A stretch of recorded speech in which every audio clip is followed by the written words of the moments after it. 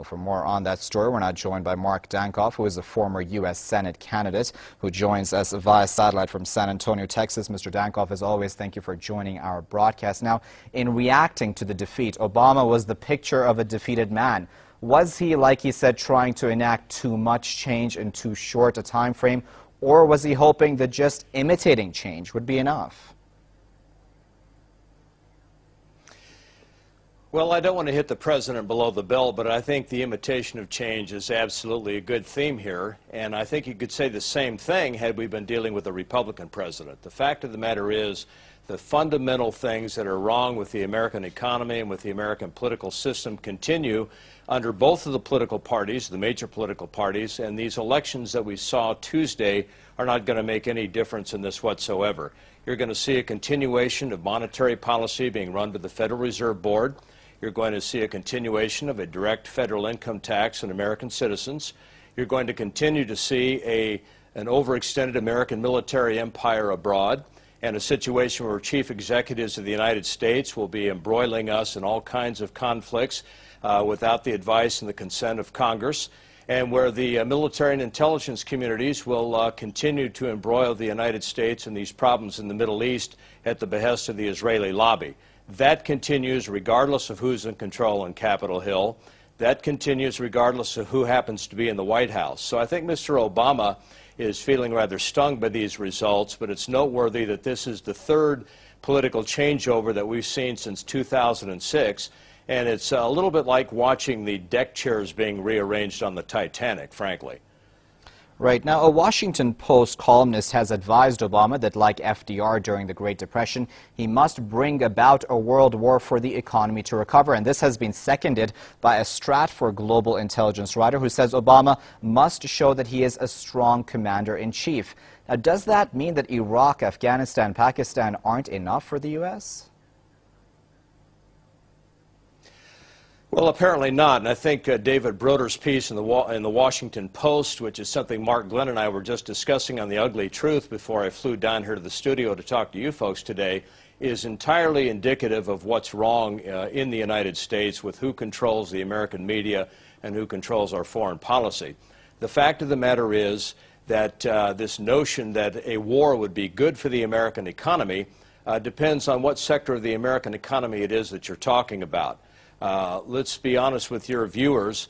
If you like central bankers, if you like the Israeli lobby, if you like the armaments industry, and if you like the oil and natural gas multinational consortiums, they are the ones that I argue are behind these war party policies.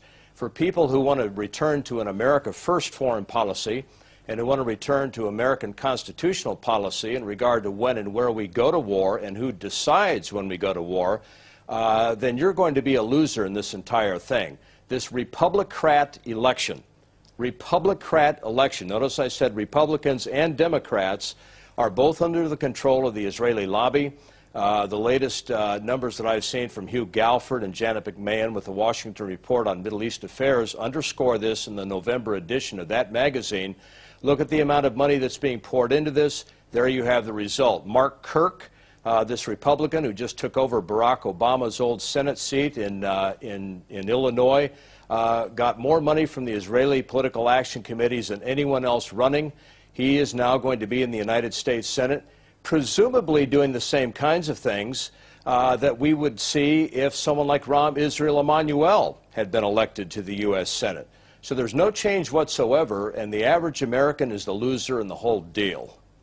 All right, let's talk about specific U.S. politics now, if we may. A writer in The Guardian suggests that Obama needs a Tea Party of his own because the supporters of 2 years ago have now dissipated. Now, historically speaking as well, presidents whose parties have lost the midterms have still won a second term. Now, will Republicans, do you think, successfully keep Obama as a one-term president, or will he prevail? I think the chances, frankly, are excellent that he may well be reelected to a second term simply because the Republican field is extremely weak. It's important to notice that when you are talking about the major Republican contenders, without exception, all of them are on board with the war party. All of them are on board with the Israeli lobby. This includes Sarah Palin, Mitt Romney, Mike Huckabee, Newt Gingrich, the whole crowd that's being bandied about by Fox News as major Republican presidential contenders will do the very kinds of things that Mr. Obama's real backers, I think, will urge him to do. It's noteworthy that Mr. Obama, on his last trip to Israel, told Haaretz newspaper that he would never have been elected to the U.S. Senate in Illinois and certainly would never have been elected to the American presidency without the overwhelming amount of money and support that he received from Jewish American political groups. We might presume that this is payoff time for him now. If he does what the Israeli lobby wants, presumably he stands an excellent chance of being reelected. If he doesn't, then this might accentuate the chance for a Republican neoconservative to win in 2012. All right, we will have to leave it there for now. That was Mr. Mark Dankof, former U.S. Senate candidate, joining us via satellite from San Antonio, Texas. Sir, as always, we appreciate your comments here at Press TV.